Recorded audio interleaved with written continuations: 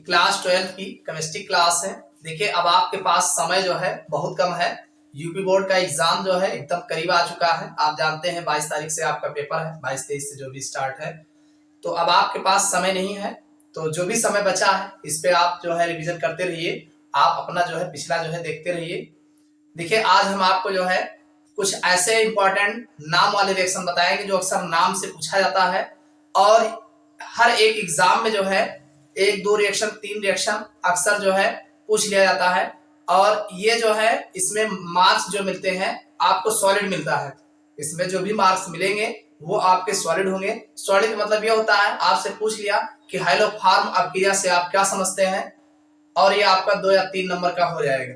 तो 2-3 नंबर में अब आपको लिखना क्या है, 1 नंबर में मान के चलिए आपके जो क्या कैसे रिएक्शन करा रहे हो उसके बारे में बताना रहेगा, और फिर जो है उसका रिएक्शन देना रहेगा, और फिर उस रिएक्शन के नीचे जो है जो भी कंपाउंड्स आप यूज किए रहेंगे उसका नाम मत लिखना रहेगा।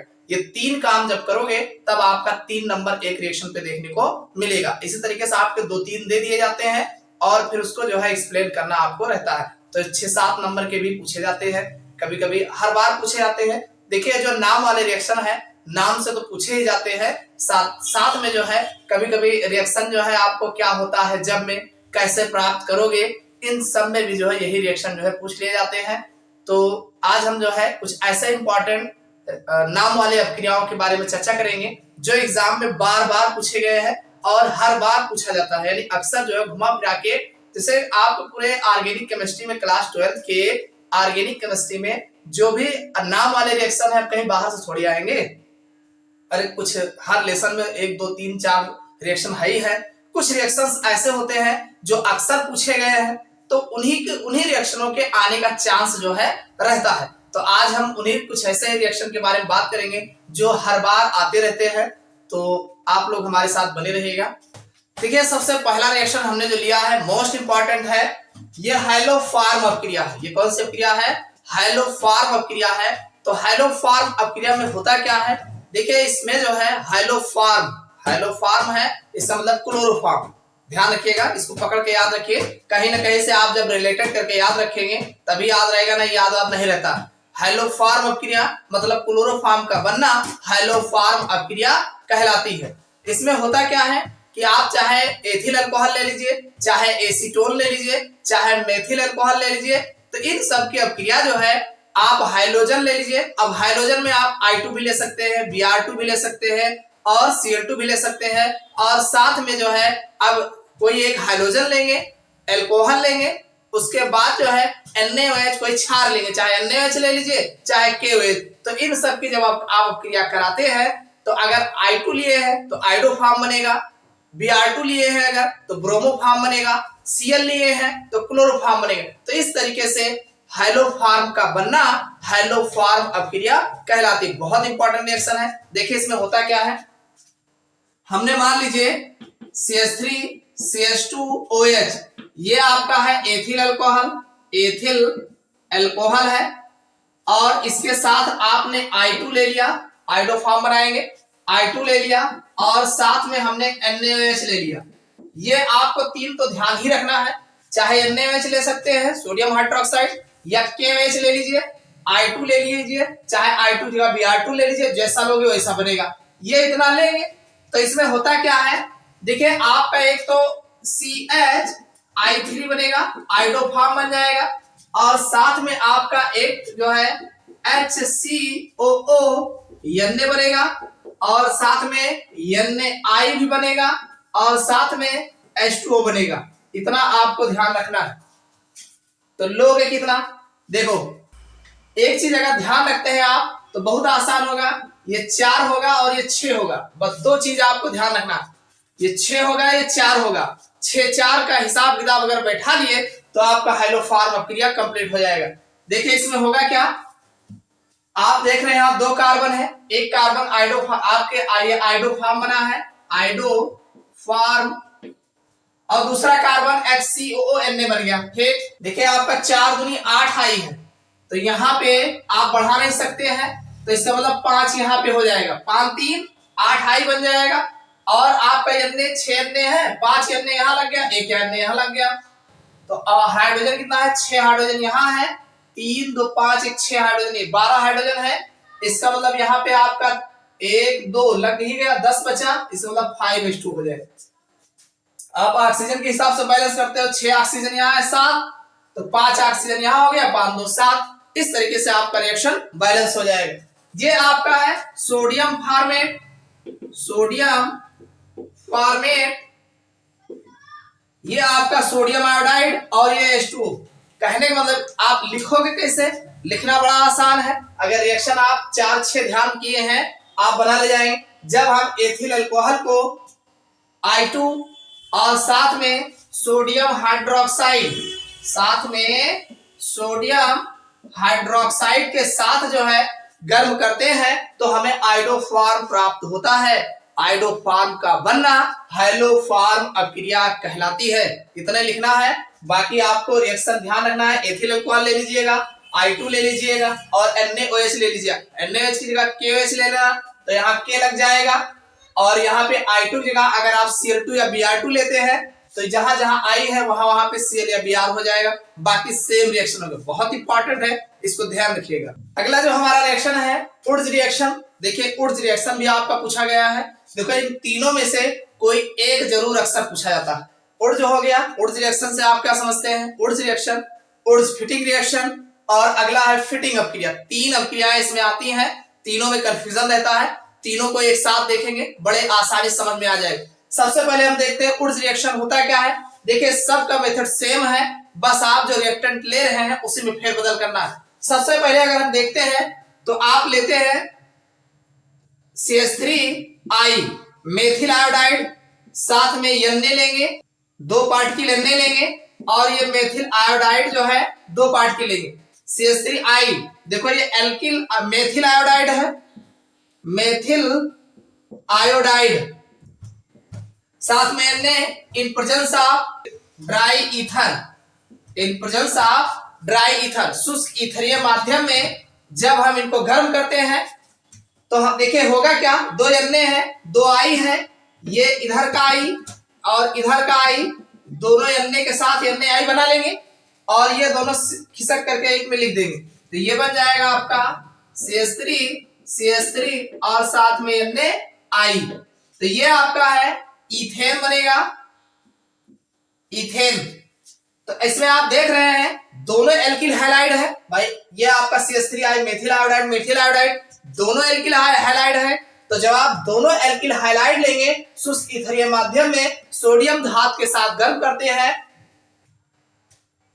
तो हमें एथेन प्राप्त होता है। यह क्रिया उर्ज अपक्रिया कहलाती है, यह क्रिया उर्ज अपक्रिया कहलाती है। ये आपकी उर्ज अपक्रिया है, इतना समझ में आया। जब आप दोनों एल्किल हैलाइड लेंगे और साथ में Na के साथ शुष्क ईथरीय माध्यम में गर्म करते हैं तो हमें एल्केन प्राप्त होता है। यह अपक्रिया उर्ज अपक्रिया कहलाती। अब हम दूसरा देखेंगे उर्ज फिटिंग अपक्रिया। इसमें आपको अंतर क्या करना है, देखिए एक तो C6H5I ले लेना है, ये आपका फेनिल आयोडाइड है, ये आपका हो जाएगा फेनिल आयोडाइड, और देखिए बीच वाला Na जो है सेम लेना है, और साथ में दूसरी साइड में CH3I ले लेंगे, मेथिल आयोडाइड ले लेंगे, मेथिल आयोडाइड, और बाकी सब सेम हो जाएगा। ड्राई ईथर, ड्राई ईथर शुष्क ईथरीय माध्यम में गर्म करेंगे तो इसमें भी वही होगा, इधर का I Na और इधर का I निकल जाएगा, NaI बन करके C6H5CH3 बन जाएगा, C6H5CH3 बन जाएगा और साथ में NaI बन जाएगा। तो ये आपका है टाउलिन, टाउलिन बनेगा, और ये आपका सोडियम आयोडाइड बनेगा। तो ये आपका उर्ज फिटिंग अपक्रिया है। ये कौन सी अपक्रिया है, उर्ज फिटिंग अपक्रिया है।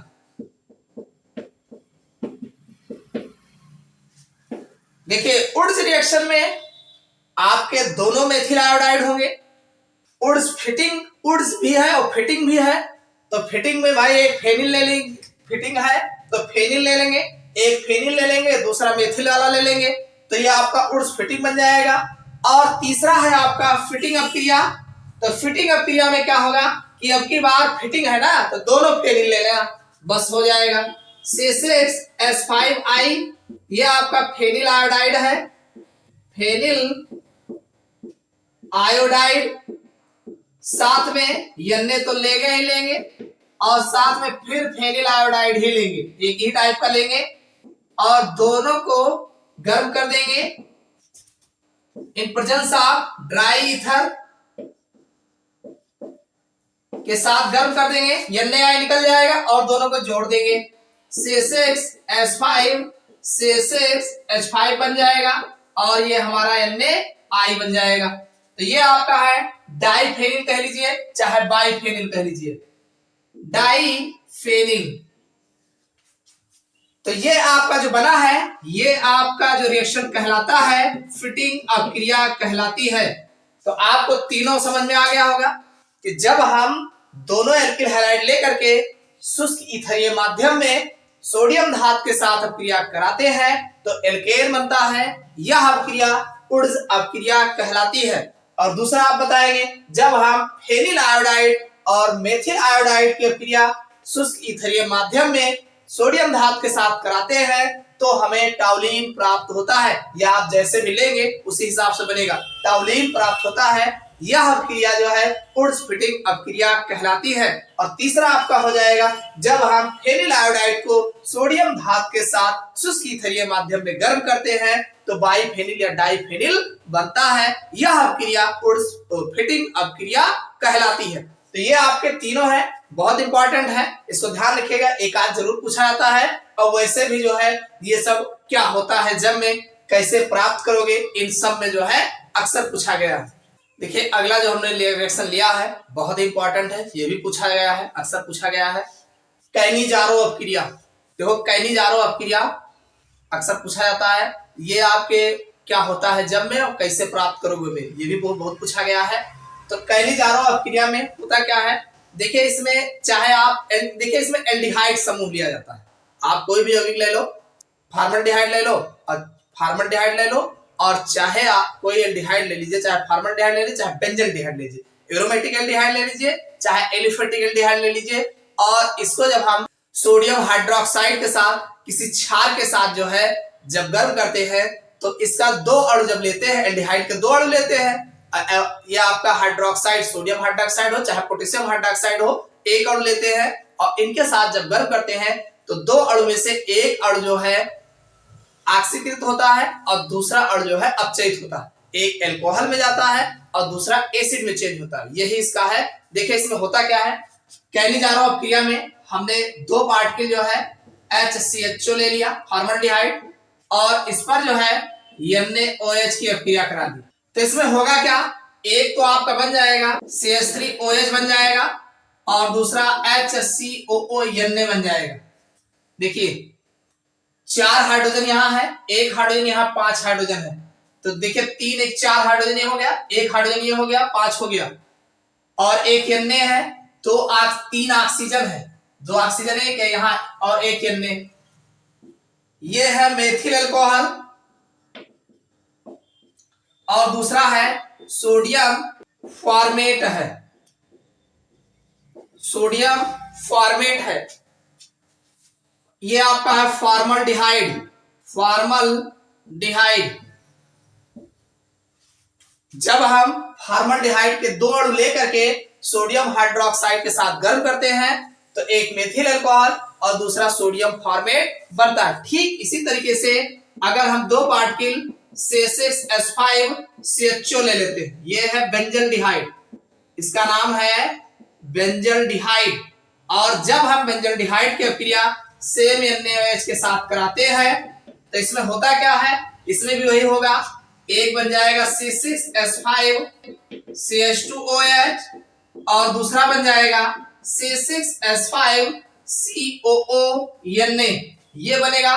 ये आपका बेंजील अल्कोहल है, बेंजील अल्कोहल, और ये आपका एरोमेटिक अम्ल का सोडियम लवण है। देखिए इसमें भी जो है आपने देखा कि बेंजल्डिहाइड के दो अणु जब क्षार के साथ अभिक्रिया कराते हैं तो एक जो है एरोमेटिक अल्कोहल बनता है और दूसरा एरोमेटिक अम्ल का लवण बनता है। तो इस तरीके से ये कैनिजारो अभिक्रिया कहलाती है। यानी जब हम एल्डिहाइड समूह, एल्डिहाइड के दो अणु और सोडियम हाइड्रोक्साइड के साथ या पोटेशियम हाइड्रोक्साइड के साथ अपक्रिया कराते हैं तो एक अणु अल्कोहल में और दूसरा अणु जो है अम्ल के लवण में जो है परिवर्तित होता है। तो यह अपक्रिया कैनिजारो अपक्रिया कहलाती है। मोस्ट इंपॉर्टेंट है, बहुत कुछ। देखिए अगला जो पूछा गया है, अक्सर पूछा गया है, पिछली बार भी पूछा गया था, एल्डोल संघनन, एल्डोल कंडेंसेशन, ये बहुत पूछा गया है। इसमें होता क्या है कि एल्डिहाइड हो और चाहे कीटोन हो, एल्डिहाइड के दो अणु, अब ये दो अणु समान भी हो सकते हैं, अलग अलग भी हो सकते हैं। एल्डिहाइड के दो अणु या कीटोन के दो अणु तनु क्षार की उपस्थिति में आपस में मिल करके इनके जो हाइड्रोजन परमाणु अल्फा हाइड्रोजन होता है इनके साथ जुड़ करके जो है एल्डोल बनाते हैं, इन नया यौगिक बनाते हैं। तो ये एल्डोल का बनना जो है एल्डोल संघनन कहलाते हैं। कैसे कर होता है देखिए, अगर हम एस्टल्डिहाइड की बात करें तो CH3CHO एक ये हो गया और दूसरा है CH3CHO, ये दो अणु है। इस पर हम डाइल्यूट NaOH ले लेते हैं। आप BaOH का होल ट्रायल बेरियम हाइड्रोक्साइड भी ले सकते हैं। देखिए यहां पे होगा क्या, इसका ये CH3 जो है इसका एक हाइड्रोजन इस ऑक्सीजन के साथ OH बना लेगा और ये ऐसे ही आकर के जुड़ जाएगा। तो ये बन जाएगा CH3। देखो यहाँ पे CH है, ये CH रहेगा ही रहेगा, ये CH रहेगा और ये O इस ऑक्सीजन के साथ OH बना लेगा, ऐसे लगा देंगे इसको और ये इससे जुड़ जाएगा, ये आ जाएगा CH2। भाई एक निकल ही गया CH3 से CH2 और ये CHO हो जाएगा। तो इसे बोलते हैं एल्डोल। इसी तरीके से ये तो आपका एल्डिहाइड है, एसीटोन भी ले, जैसे ये आपका एस्टल्डिहाइड है, एस्टल्डिहाइड, आप CH3CO CH3, ये है एसीटोन और दूसरा भी ले सकते हैं, सेम होगा CH2, एक H हम इधर लगा दे रहे हैं और CO CH3। अब की बार BaOH बेरियम हाइड्रोक्साइड ले लेते हैं। अब ये हाइड्रोजन इस ऑक्सीजन के साथ OH बना लेगा। तो आप देख रहे हैं इस कार्बन से दो CH3 लगा है, तो एक CH3 ये हो जाएगा और दूसरा CH3 ये हो जाएगा। भाई इसी कार्बन से ये दोनों लगा है, इसको O को OH बना लेंगे, OH और फिर CH2 CO CH3, ये आपका एल्डोल बन जाएगा, एल्डोल। तो कहने का मतलब ये है कि जब हम एस्टल्डिहाइड यानी एल्डिहाइड अथवा कीटोन के दो अणु या सेम भी हो सकते हैं, अलग अलग भी हो सकते हैं, और तनु क्षार की उपस्थिति में NaOH हो, चाहे बेरियम हाइड्रोक्साइड हो, चाहे K2CO3 हो, तनु क्षार की उपस्थिति में क्रिया कराते हैं तो आपस में मिल करके एक नया यौगिक बनाते हैं जिन्हें एल्डोल कहते हैं। तो यह क्रिया एल्डोल संघनन कहलाती है। मोस्ट इंपॉर्टेंट है, अक्सर पूछा गया है। देखिए अगली जो अपक्रिया है हमारी, ये भी खूब पूछा गया है। ये वैसे भी आपके क्या होता है जन्म में या कैसे प्राप्त करोगे, इन सब में भी बहुत पूछा गया है। देखिए जितनी भी अपक्रियाएं बता रहे हैं ये सब कहीं ना कहीं कैसे न जैसे तैसे करके पूछे गए हैं, तो आप अपक्रिया गौर से देखिएगा, बहुत इंपॉर्टेंट है। अगला है रेमंड टीमन अपक्रिया, रेमंड टीमन रिएक्शन। रेमंड टीमन अपक्रिया में होता क्या है, देखिए एक तो फिनाल लेंगे ही लेंगे, दूसरा क्लोरोफॉर्म चाहे ले ले और चाहे जो है कार्बन टेट्राक्लोराइड ले ले, साथ में NaOH के साथ जो 60 डिग्री सेल्सियस पे जब गर्म करते हैं तो अगर आप क्लोरोफॉर्म लिए होंगे तो सैलिसिल्डिहाइड बनेगा और अगर कार्बन टेट्राक्लोराइड लेते हैं सैलिसिलिक अम्ल बनता है। तो ये अपक्रिया जो है रेमंड टीमन अपक्रिया कहलाती है। देखिए कैसे होता है, देखिए इसमें हम रिंग बना के बताएंगे तो ज्यादा आसान होगा। ये आपका फिनाल है OH, ये आपका फिनाल है, फिनाल पर CHCl3, ये आपका क्लोरोफॉर्म है, chloroform in presence of NaOH और साथ में 60 डिग्री सेल्सियस ताप पर गर्म करेंगे। तो देखिए इसमें होगा क्या, ये OH जो है कहीं ना कहीं से जुड़ेगा तो H2O बनाएगा और साथ में जो है Na और Cl, NaCl निकल जाएगा। एक तो आपका NaCl निकलेगा और दूसरा जो है H2O निकलेगा, तो ये आपका यहीं पे लग जाएगा। तो ये आपका OH रहेगा ही रहेगा और यहाँ पे CHCl2 लग जाएगा। CHCl3 है, एक Na एक Cl NaCl बन गया। OH यहाँ का H मिलके H2O बना लिया, तो ये यहाँ पे लग गया।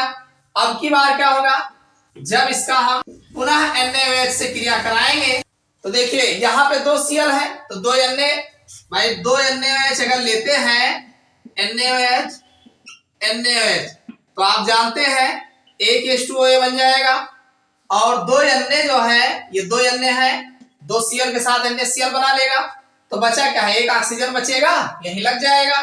तो ये आपका सीधा सीधा जो है एक तो 2 NaCl निकल जाएगा और एक जो है H2O निकल जाएगा।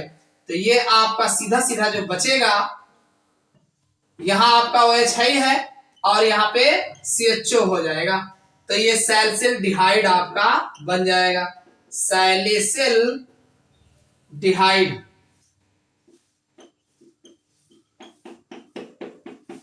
समझ में आया कि नहीं? देखिए इसमें कुछ नहीं करना है, फिनाल ले लेना, क्लोरोफॉर्म ले लेना, NaOH के साथ गर्म करेंगे। एक बार गर्म करोगे NaCl H2O बनेगा, OH यहाँ का H H2O हो जाएगा, और Na और यहाँ का Cl NaCl, CHCl2 बचेगा, ये लग जाएगा इसी पे। दोबारा NaOH जब 2 पार्टिकल लेंगे तो 2 पार्टिकल 2 Na 2 Cl NaCl किनारे हो गया, CH बचा है, यहाँ का एक O लगा देंगे, H2O इसी में बन जाएगा। 2 OH जब रहेगा तो एक H2O बनेगा, एक O बच जाएगा, 2 Na तो NaCl निकल जाएगा। इस तरीके से यहाँ पे बन जाएगा एल्डिहाइड समूह, तो बन जाएगा सैलिसिलडिहाइड। इसी तरीके से इसी रेमंड, तो आप लिखोगे कैसे कि जब हम फिनाल, क्लोरोफॉर्म और NaOH को 60 डिग्री सेल्सियस ताप पे गर्म करते हैं तो हमें सैलिसिलडिहाइड प्राप्त होता है। इसी में आप जो है मान लीजिए ये आपका फिनाल है ऑलरेडी, और इसी पर आप कार्बन टेट्राक्लोराइड भी ले सकते हैं। कार्बन टेट्राक्लोराइड, ये है carbon tetrachloride, carbon tetrachloride CCl4, और ये आपका फिनाल है ऑलरेडी। इसको जब आप NaOH के साथ गर्म करते हैं, वो भी 60 डिग्री सेल्सियस ताप पे, तो इसमें होगा क्या, देखिए एक Na एक Cl के साथ NaCl निकल जाएगा, यहाँ पे OH है, जहां यहाँ कहीं लगेगा ना आर्थो पैरा, कहीं ना कहीं लगेगा, आर्थो पे लगाएंगे, आर्थो का H और इसका OH H2O निकल जाएगा, तो बचा क्या है, तो ये आपका जो है यहाँ पे बन जाएगा, ये है OH और ये CCl3, भाई CCl4 था, CCl3 आ गया। अब इस पर पुनः NaOH की क्रिया कराएंगे, तो आप देख रहे हैं 3 Cl है तो 3 NaOH होगा, भाई 3 NaOH लेंगे तो एक NaOH ये हो गया, दूसरा NaOH ये हो गया, और तीसरा NaOH ये हो गया, एक H2O ये निकल जाएगा। और ध्यान सुनिए, ये 3 Na जो है 3 Cl के साथ NaCl बना लेगा, भाई यहाँ पे जब 3 पार्टिकल लोगे 3 NaCl बन जाएगा, और यहाँ पे एक H2O निकल रहा है तो एक H2O निकाल देंगे, तो बचा क्या है, बचा आपका है 2 ऑक्सीजन और एक हाइड्रोजन बचा, तो यहीं पे हम लगा देंगे, तो ये आपका बन जाएगा,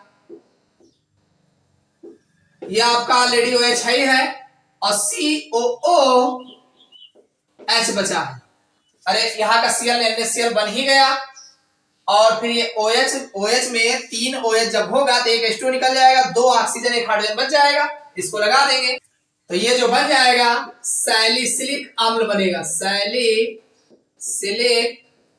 अम्ल।